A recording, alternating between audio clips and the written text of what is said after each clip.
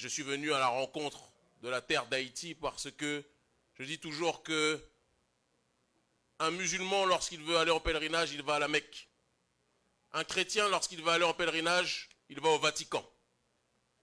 Un défenseur de la cause noire, lorsqu'il va en pèlerinage, il va à Haïti.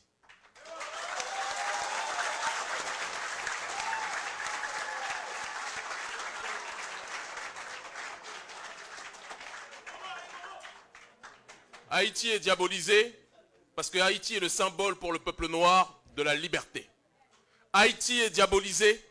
Haïti, on tente dans les médias de présenter cette nation comme une nation déstructurée, une nation pauvre, une nation qui ne vaut rien. Parce qu'en réalité, dans le regard du capitalisme, ils ne peuvent pas accepter que des Noirs leur aient mis la raclée au début de l'histoire d'Haïti.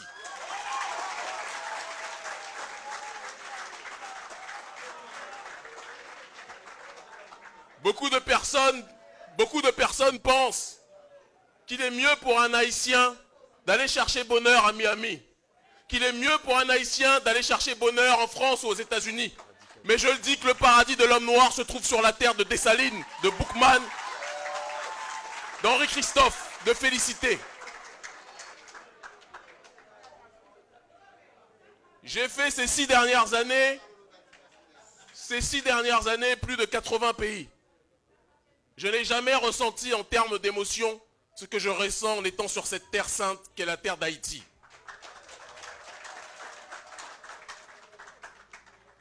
Je pourrais me présenter en quelques mots, mais je pense que la meilleure façon de se présenter, comme le disait Socrate, pour une fois on va citer un blanc,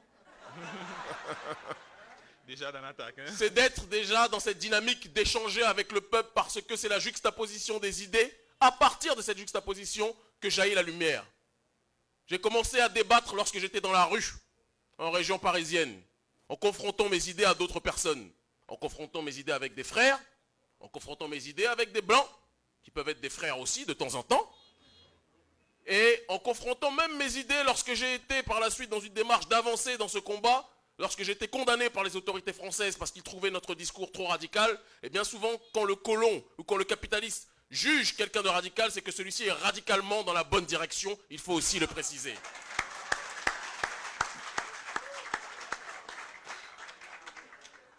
J'ai 34 ans, j'en aurai 35 si les ancêtres ne me rappellent pas d'ici le mois de décembre. On ne sait jamais. Peut-être des représentants de l'ambassade de France ici ont d'autres objectifs. Et je leur passe le bonjour aussi.